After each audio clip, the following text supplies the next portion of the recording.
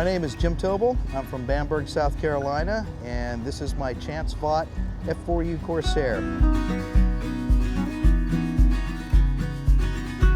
This particular aircraft was built in 1945, November, so it didn't serve in World War II, but it also served in Korea.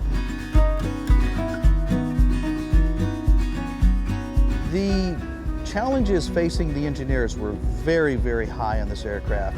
Not only did you have a gull wing, but you still had a fairly long gear that had to transition to a very small area. So the engineers had a twisting motion.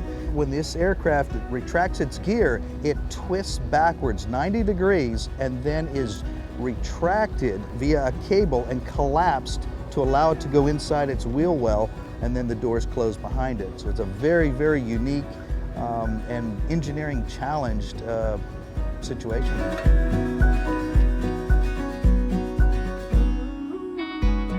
The folding wing was a prerequisite for all Navy aircraft because on a carrier you're very limited in space, and so you must condense this into the smallest envelope possible so that you can acquire more aircraft in the same amount of space.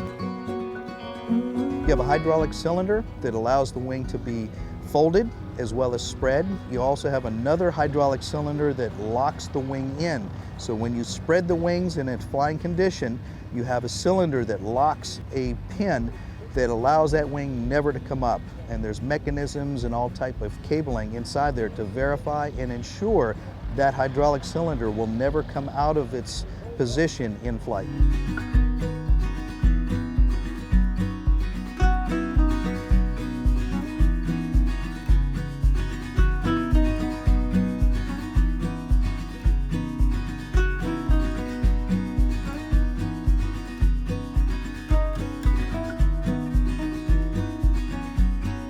Primarily, this aircraft is made from aluminum, aircraft grade, high strength, lightweight, and very, very durable. The propeller is nearly 14 feet in diameter.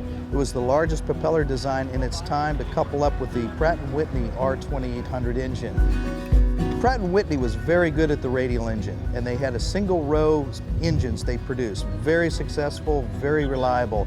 So they were challenged to come up with more horsepower, bigger engine, such as the Corsair. They were given the rough frame size and they said to Pratt, develop a larger engine.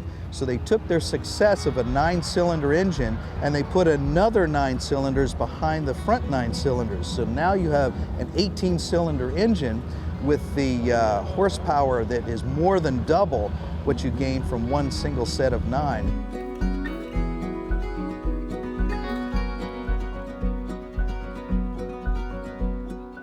Radial is very forgiving, and that's why the Navy and the Marines really like the radial engine. It's very forgiving, it's very dependable, and it can handle a lot of abuse. You could take small arms fire, knock out a cylinder or 2 or 3, and still the engine was strong enough to take you back home, back to the ship, land it, change the jugs, and you were back out again. So it's a very dependable, very reliable engine, and that's why the Navy liked it.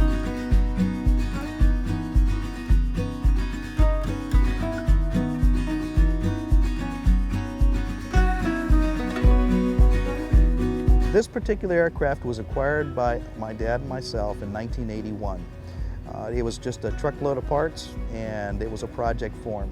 So we rebuilt it from the ground up, and in that time frame, from 1981, we finished it in 1991. This allowed us time to do research, to find out the history of the aircraft, which we didn't know when we acquired it. So as we went to the Naval Archive records, we found that this aircraft was based on the USS Boxer, and also the USS Valley Forge. And it had multiple tours in Korea in combat. So we researched that, we found the squadrons, located pilots that actually had our bureau number listed in their logbooks. So the pilots would come to the hangar and watch us work on this aircraft as it was being built. In fact, 2 of the pilots actually helped the first restoration of this aircraft.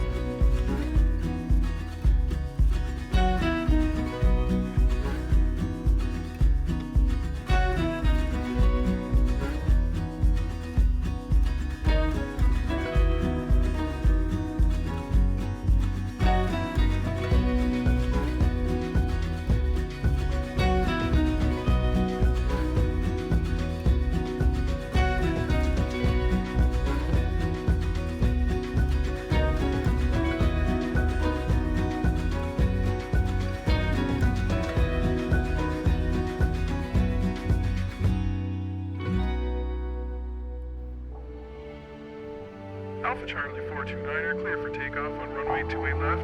Roger, Tower. Alpha Charlie 429er, clear for takeoff.